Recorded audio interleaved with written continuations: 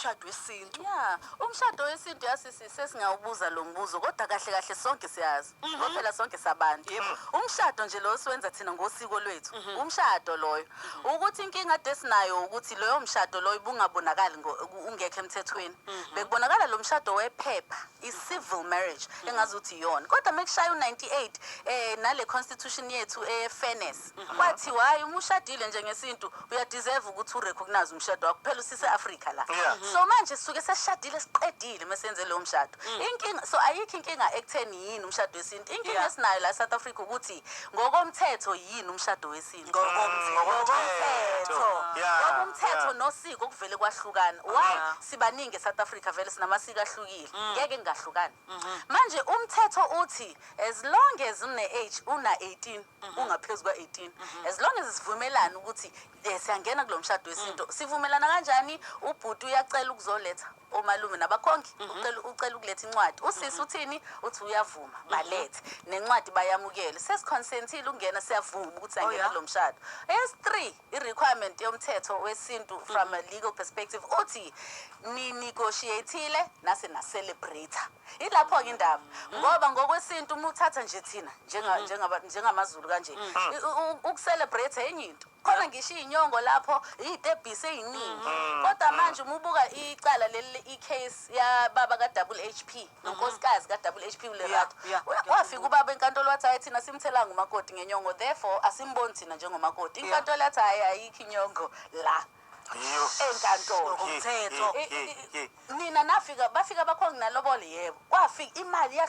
kwahlukanisana imali yebo imali ya exchange izandla nadla yini meniqeda yebo kwakhisha ukudla hayi senicelebrateile senegotiateile bashadile i-intention bekuwukuthi bashade bangena kanjalo ke emshadweni ilapho ke inkinga esinayo ukuthi awukanti umshado wesintu ukulobola noma umshado kanti ke kufanele siyeke yonke leyo nto until kusukuma amakhosi ngoba sayisakhuluma nje beyosho ukuthi hayi nayi imqingo umthetho isintu sethu ilesi until then kufanele silandele inkantolo ngoba phela khona i-principal precedent once into ishiwe enkantolo siyayilandela so sishade singakothelwa ngisho ngenyongo sishadile asikwazi lokho esikhala lapho fanele si-understand now isethi minister ye-home affairs umuzazi ukuthi ungenile kumshado wesintu whether nathelana nenyongo noma kuthelananga hambani e-home affairs niyothola isitifiketi somshado wesintu andingi isitifiketi somshado wesilungu sikhona isitifiketi somshado wesintu asikho isidingo sokushada kabili ilokho nje usohlobo indlobo ekhasini ke la ngendaba ethinta umthetho lo washaya ngo1998 mthiya cha sikuzoyahle nje uba uphuma kuyona icace ba okusho ukuthi ke amakhosi kufanele ahlangane lapha ikakhulukazi lapha kwaZulu noma iningizimu Afrika yonke beye inkantolo ke manje beyothi cha thina ngesintu kwaZulu sihamba kanje ngesintu emampondweni sihamba kanje ngesintu emaXhoseni sihamba kanje ngesintu kubaPedi sihamba kanje yonke into kuzicace kahle kucace kodwa ke futhi into eyenza ukuthi kuze kudinga ukucaciseka ilento ukuthi asiyiko register kanti thina mase siqedile ukulandela usiko lethu asadingi isho ukuchazela leyo nkantolo thina sibaningi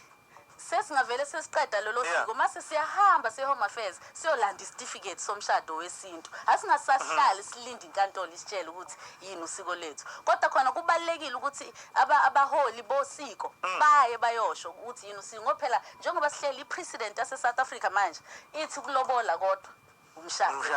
kunjalo nje fanele bayosho kanti esintwini akunjalo kanti esintwini akunjalo njengathi nje wethu umshado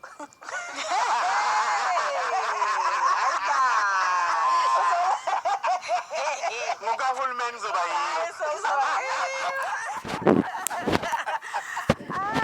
Sontsikazi ngingosho nje lapha ke usenobeke umnqamula juqu wenyanga ezintathu ke ukuthi uma habe nje uyabona kuthi 31 kuNcwaba kuAugust 26 ke abantu ababese bebhasile mhlawumbe ngabe lokho kusho ukuthini ke kulaba ke mhlawumbe ke abangebaze bakwenze lokho kubona kuzonzakalani ngokosintu akusho lokho ukuthi phela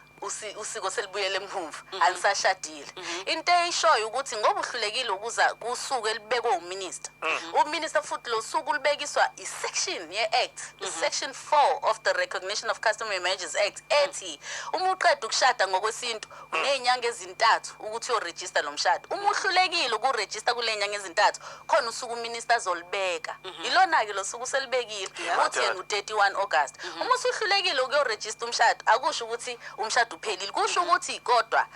ukuvikeleka ngokomthetho womshado wakho sekunzima ngoba phela uzange uhamba uyolanda isitifiketi futhi sekunzima ukuthi ubuyele home affairs uthi wena ngomhla ka5 September hayi ngicela ukuzoregister bazothi uhlulwe yini ukufika before mhla 35 ngoba uminister we-extend until August if ngihlulekile kusho ukuthi umshado wenu awukho vele nizoprove ke manje ukuthi ukhona ngempela lo mshado so umuntu akasukume ngaphambi kwalomshado 31 abasukuma abantu bayoregister uma befuna nje isitifiketi somshado sabo somshado wesiko abahambe baye home affairs bayoregister kakhulukazi nalabo bangene kuyithembu yabo lezo ukuthi khanje kuyolotshola kungacelwanga yabo lezo hijacking kufanele nje nisukume nisalise niqoqa manje lento ngoba kwenzeka inkinga ama section ubaba ngoba phela ngithi siyazi statistically speaking obaba bahamba kuqala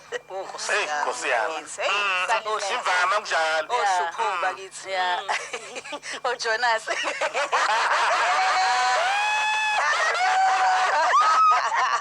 nokwanda cha ibake kangithi ngiyawuzwa umnqamlajuqu ngifuna ukusukuma kodwa manje nangu umkhize uyabhalansa la akafuni ngoba futhi mhlawumbe hlasimba ngazi mhlawumbe indlela ungichitha ake ngazi kunjalo ngenze njani ngoba phela vele omunye uzoyithatha ngento ukuthi ayi okusho ukuthi sesishade ngempela ke manje ukuthi into eyenza ukuthi lo mthetho i-Recognition of Customary Marriages Act ube khona ingoba baba vele bebeyenza leyo nto yokuthi bashaye ngedeposit baqhube emva kwalokho bavele mase